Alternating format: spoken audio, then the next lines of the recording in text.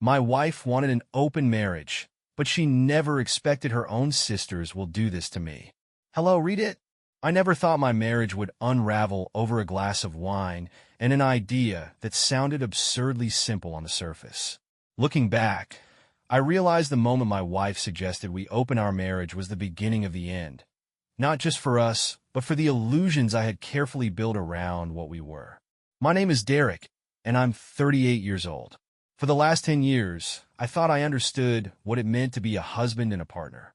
Then my wife's unexpected proposition turned everything I knew upside down.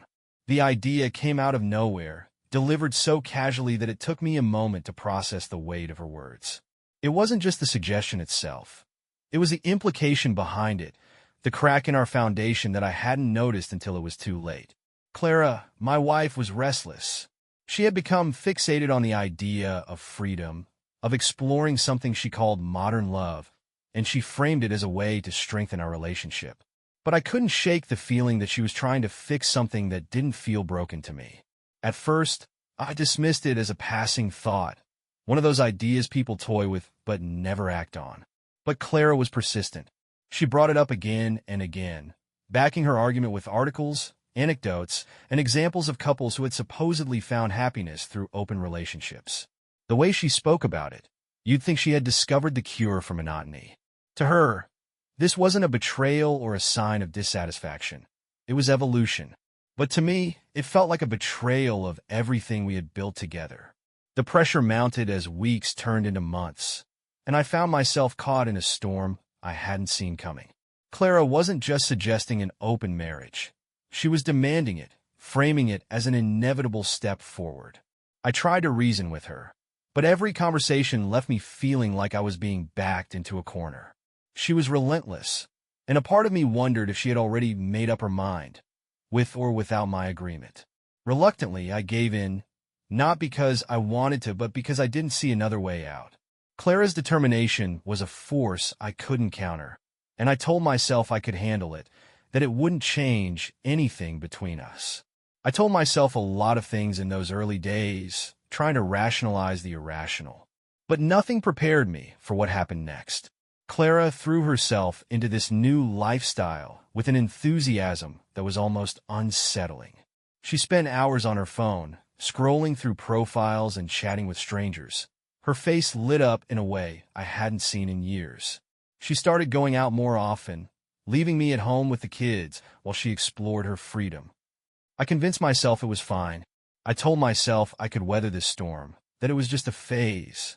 But deep down, I felt the foundation of our marriage crumbling beneath my feet. And then there were Clara's sisters, Lauren and Abby. They had always been a part of our lives, frequent visitors who were more like best friends to Clara than siblings.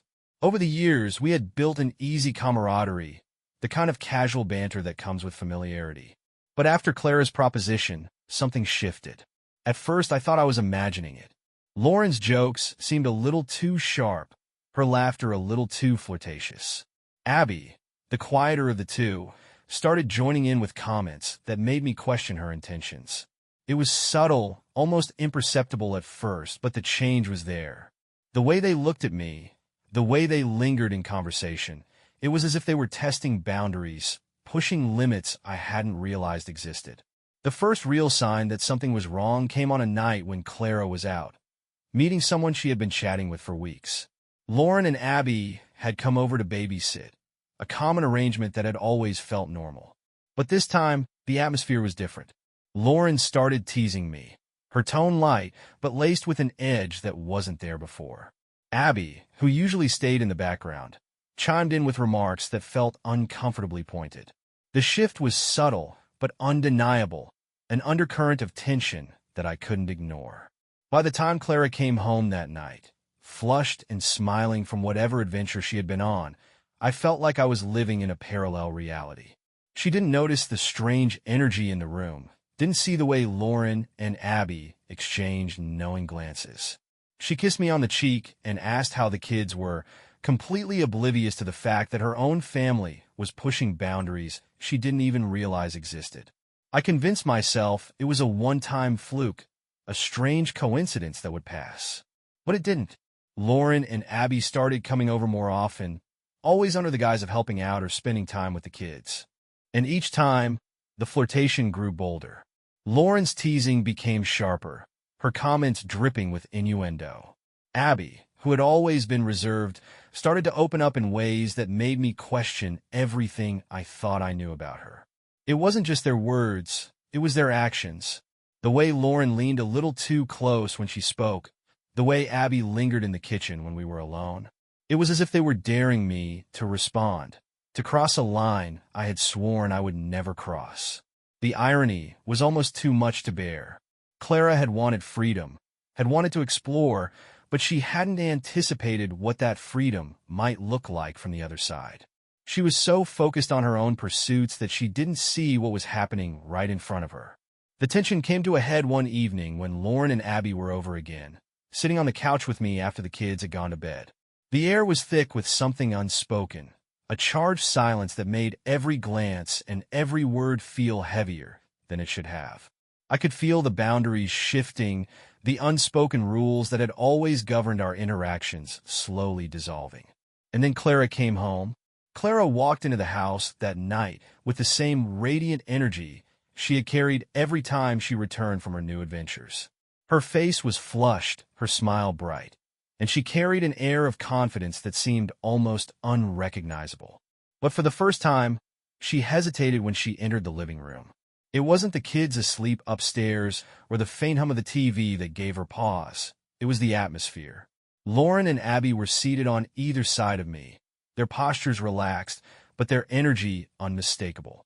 Clara stopped mid-step, her eyes flicking between us.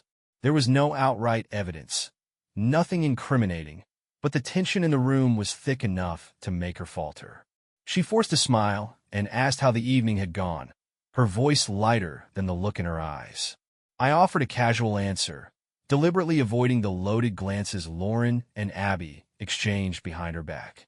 That moment should have been a wake-up call, but it wasn't. Clara didn't question the subtle shift she had sensed, or if she did, she buried it beneath the thrill of her newfound freedom. Over the next few weeks, she threw herself deeper into her open marriage experiment, convinced she was unlocking some hidden potential in our relationship.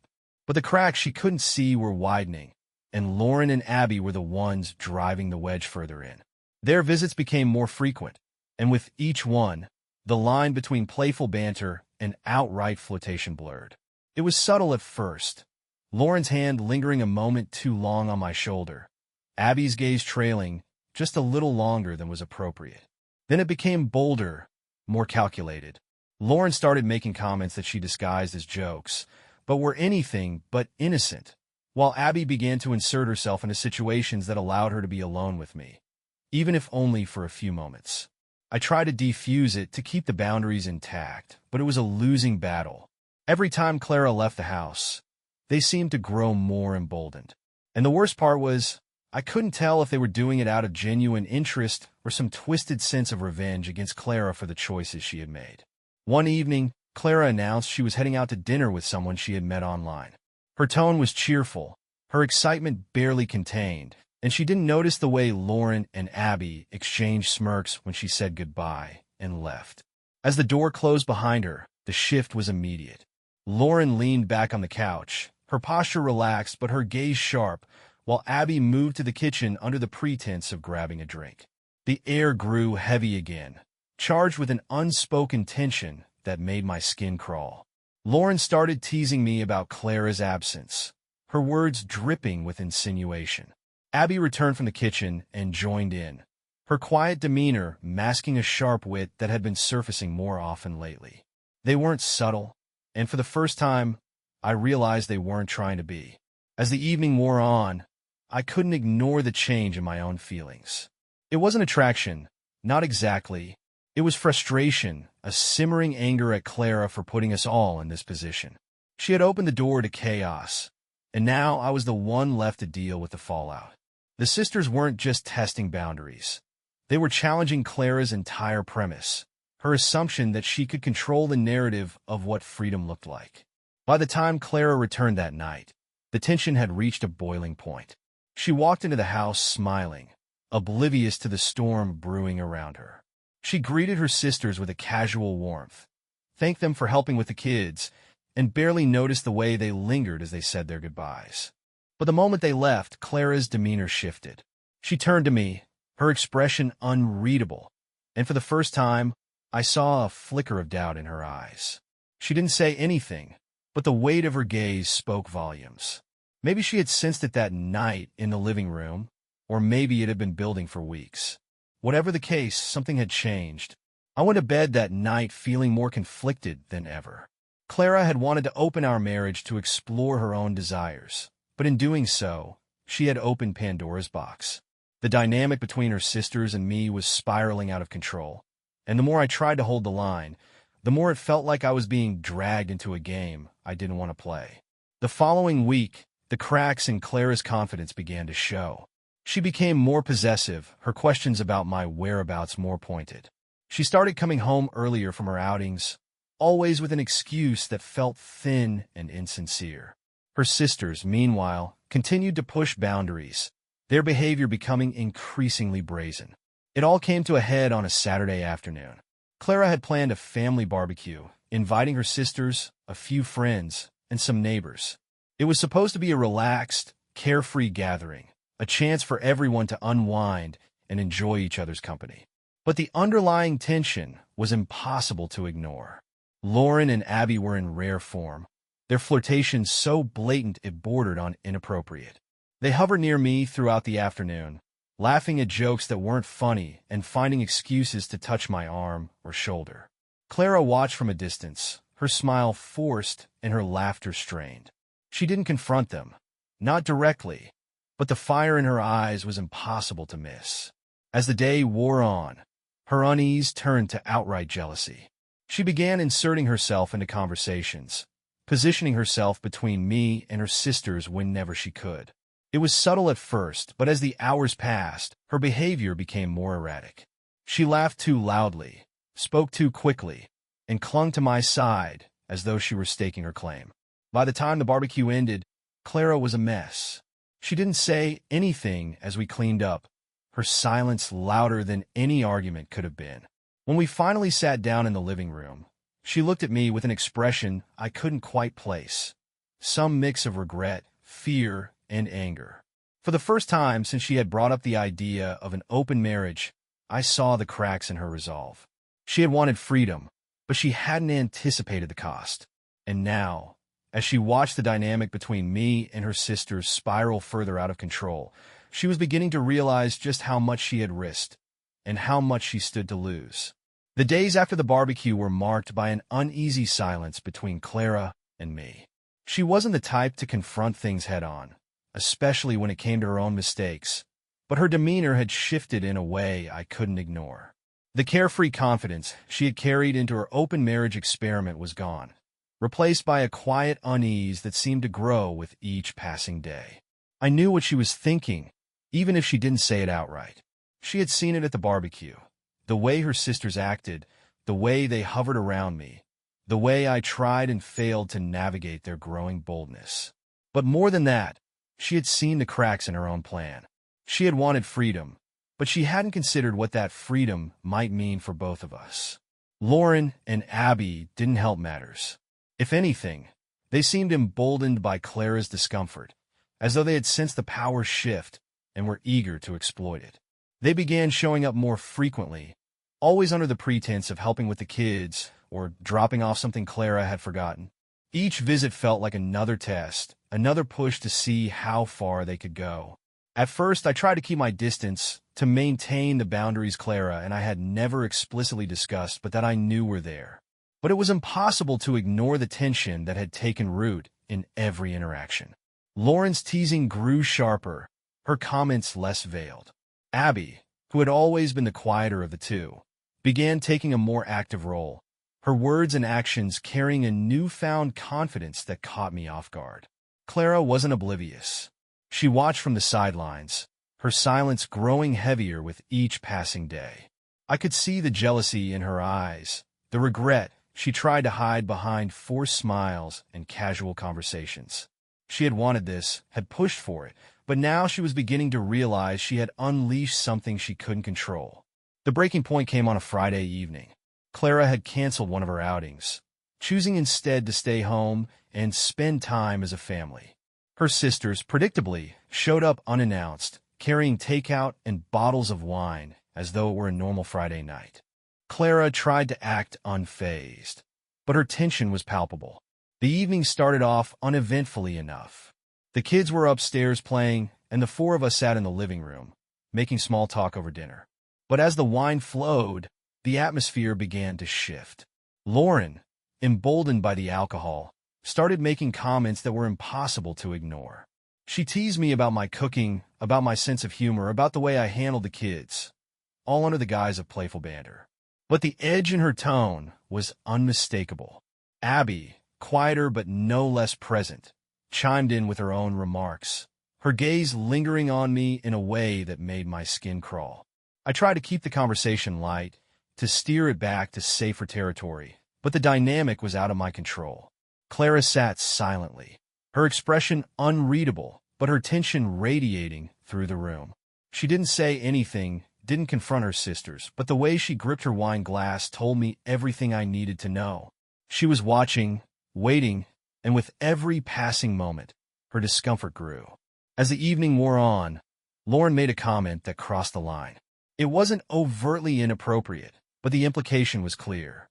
She was testing me, testing Clara, pushing the boundaries to see how far she could go. Clara froze, her face a mask of barely contained anger.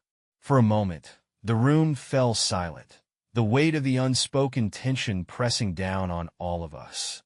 Then Clara stood up abruptly, muttering something about checking on the kids, and left the room.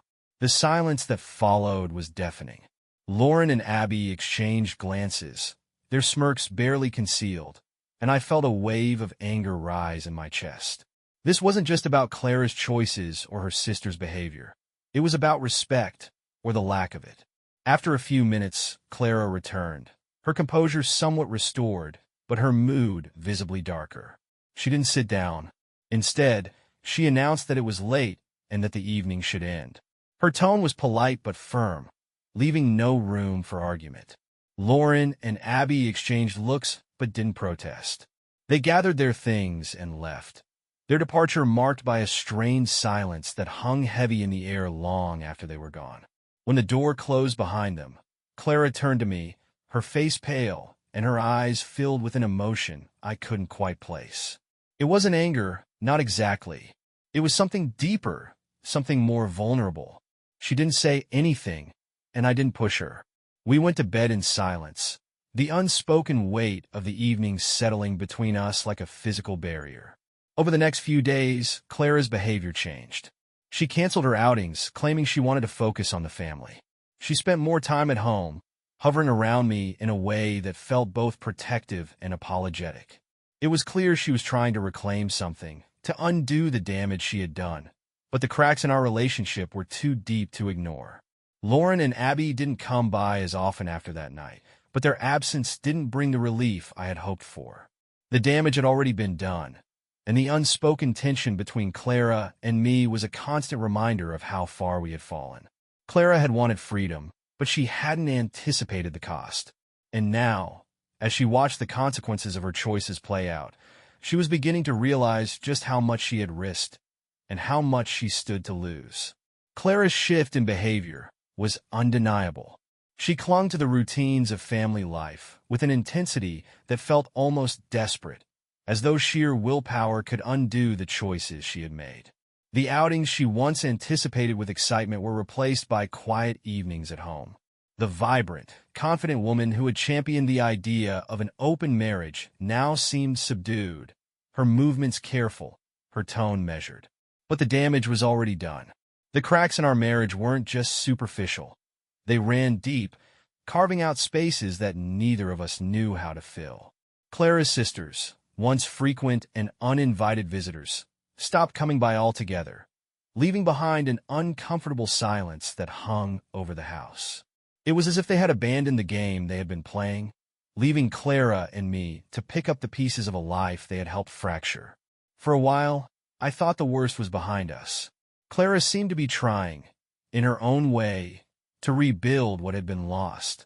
She suggested family outings, cooked elaborate meals, and spent long hours talking about our future. But there was a fragility to it all, a sense that one wrong move could bring everything crashing down. Then one day, everything unraveled. It started with a phone call. I was in the garage, working on a project I had been neglecting for months, when Clara's voice broke through the hum of my thoughts. She sounded tense, her words clipped and hurried. I wiped my hands and headed inside, finding her standing in the kitchen with her phone clutched tightly in her hand. Her expression was a mix of anger and panic, her usual composure nowhere to be found. She didn't say much, but the few words she managed to get out were enough to set my heart racing. Lauren and Abby had been talking, their casual gossip slipping into the wrong ears, and now the consequences were barreling toward us like a freight train. The details were murky, but one thing was clear. Clara was unraveling. The confidence she had once worn like armor was gone, replaced by a vulnerability that left her exposed in a way I had never seen before. She paced the kitchen, her words spilling out in a disjointed stream as she tried to make sense of the situation. I listened, my mind racing as I pieced together what she was saying. Lauren had been the instigator, her flirtation with me far more intentional than I had realized. Abby, though quieter, had followed her lead, and their behavior had become the subject of whispers and speculation. The gossip had spread quickly, leaving a trail of tension that had finally reached Clara. For Clara, it wasn't just the betrayal that stung, it was the realization that she had lost control. She had orchestrated this new dynamic, opening the door to a world she thought she could navigate, only to find herself at the mercy of forces she couldn't contain. Her sister's actions had exposed the flaws in her plan, and now she was left to grapple with the fallout. That evening, Clara and I sat in the living room, the silence between us heavy and unbroken. She avoided my gaze, her hands fidgeting in her lap as she struggled to find the words she needed to say. When she finally spoke, her voice was barely above a whisper, each word laden with regret. She admitted that she had been wrong. She had thought an open marriage would bring us closer, would reignite a spark that had dimmed over the years. But instead, it had torn us apart, exposing wounds she hadn't realized were there. She had underestimated the depth of our connection and the fragility of the trust that bound us together. Her admission should have brought relief, but it didn't. The damage was too great, the wounds too raw. I couldn't simply forget the way she had pushed for something I didn't want, or the way her sisters had crossed boundaries I hadn't even realized existed. The cracks in our marriage weren't something that could be mended with an apology or a promise to do better. Clara's attempts to fix what had been broken felt hollow, her words a weak patch over a chasm too deep to fill. I wanted to believe her, to trust that we could rebuild what we had lost, but the truth was, I didn't know if I could. As the weeks passed, Clara's regret became a constant presence in our lives. She withdrew from the vibrant social circle she had once embraced, focusing instead on the life she had nearly destroyed. She tried, in her own way, to atone for her mistakes, but the weight of what had happened lingered between us like a shadow. One evening, as I sat alone in the garage, I found myself staring at a photo of us from years ago. It was taken on our honeymoon, long before the cracks had started to show, back when our love felt unbreakable. I barely recognized the people in the picture. I thought about everything that had happened. The nights I spent alone while Clara explored her freedom. The flirtation from her sisters that had spiraled out of control. The pain of realizing that the woman I had built my life with was no longer the person I thought I knew. It was too much. When Clara came to the garage that night, I told her the truth. I told her I couldn't do it anymore. The love we had shared was real, but it wasn't enough to carry the weight of her choices. We had tried, but some things couldn't be undone. Her tears were quiet, her face pale as she listened to the words she had known were coming but had hoped to avoid. There was no argument, no desperate plea to change my mind. She knew, just as I did, that this was the end. The weeks that followed were a blur of paperwork and painful conversations. We told the kids as gently as we could, and though they didn't fully understand, their sadness was impossible to ignore. Clara moved out shortly after, leaving behind a house that felt emptier than I had expected. In the end, It wasn't Clara's idea of freedom that destroyed us. It was the realization that we had stopped understanding each other long before she ever brought it up. The open marriage was just a symptom of a deeper problem, a fracture in our foundation that had been growing for years. And as I stood in the empty living room, staring at the blank walls that had once held the photos of our life together, I felt a strange mix of sadness and relief. We had tried, and we had failed, but for the first time in months, I felt free. The months after Clara moved out felt like stepping into a strange new world. The house, once filled with the noise of family life, was now quiet. The absence of her presence was both unsettling and liberating. I had spent so much of my life tied to the routines of our marriage, navigating her whims and desires, that I had forgotten what it felt like to simply be. The kids adjusted in their own way. They were young enough to adapt, but old enough to sense the shift in our lives. I worked hard to keep things stable for them, to shield them from the weight of what had happened, but there were moments when their questions cut deeper than I expected. They wanted to know why Mommy wasn't coming back, why things couldn't go back to the way they were. I never had a satisfying answer for them. Life went on, as it always does. I threw myself into work, into parenting, into rebuilding a version of my life that felt honest and real. The house became a reflection of that process. I cleared out old photos, redecorated rooms, and made space for a new beginning. It wasn't easy, but with each passing day, the weight of Clara's choices felt a little lighter. Surprisingly, Lauren and Abby disappeared from my life almost entirely. After Clara moved out, they stopped coming by, their silence a stark contrast to their earlier boldness. I wasn't sure if it was guilt, shame, or simply a desire to avoid the fallout, but I didn't question it. Their absence was a gift, a chance to move forward without the complications they had brought into my life. Clara, however, wasn't so easily erased. She reached out often, her messages a mix of guilt, regret, and attempts at reconciliation. She wanted to co-parent amicably, to find a way to salvage some semblance of a relationship for the sake of the kids. I agreed, but only because it was what the children needed. Beyond that, I kept my distance. Her regret was palpable in every interaction. The confident woman who had once championed the idea of an open marriage was gone, replaced by someone who seemed haunted by her own decisions. She apologized endlessly, not just for the open marriage, but for everything that had come after. She admitted she had been wrong, that she had underestimated the consequences of her actions, that she had never truly considered what it would cost her. But her apologies couldn't change the past. They couldn't erase the pain or rebuild the trust that had been shattered. I accepted her words, but I didn't let them linger. Forgiveness, I realized, didn't mean forgetting. It didn't mean going back to the way things were. It meant letting go for my own sake and moving on. The turning point came on a crisp autumn afternoon. I was in the backyard with the kids, watching them kick a soccer ball around while the golden leaves fell around us. For the first time in months, I felt a sense of peace. The chaos that had consumed my life was gone, replaced by a quiet stability that felt earned. As I watched my kids laugh and play, I realized something I hadn't allowed myself to acknowledge before.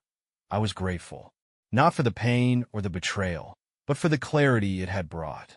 Clara's decisions had forced me to confront truths about myself, about our marriage, about what I truly wanted from life. And while the journey had been painful, it had led me to a place of understanding and acceptance. Clara came by later that evening to pick up the kids. She stood on the porch, her posture hesitant, her eyes lingering on the house that had once been her home. There was a sadness in her expression, a wistfulness that spoke of what she had lost. She looked at me as the kids climbed into her car, her gaze searching for something I couldn't give her. I met her eyes but didn't say anything. There were no words left to say. As she drove away, I stood in the doorway, the cool evening air wrapping around me. I thought about everything that had happened, about the life we had built and the life we had lost. And I realized that, for the first time, I didn't feel anger or resentment. I felt free. The weeks turned into months, and the months into years. Clara and I settled into a rhythm, co-parenting as best we could while keeping our distance. The kids thrived, their resilience a constant reminder of what truly mattered. I rebuilt my life, piece by piece, finding joy in the small moments and hope in the possibilities of the future. I learned to trust myself again, to embrace the person I had become in the aftermath of it all. Clara's choices had changed me, but they hadn't defined me. One day, years later, I stumbled upon an old photo of us from our honeymoon. I didn't feel the pang of loss I had expected. Instead, I felt a quiet gratitude for the journey I had taken, for the lessons I had learned, and for the life I had built. Sometimes, the storms we face leave behind destruction, but sometimes they clear the way for something new to grow.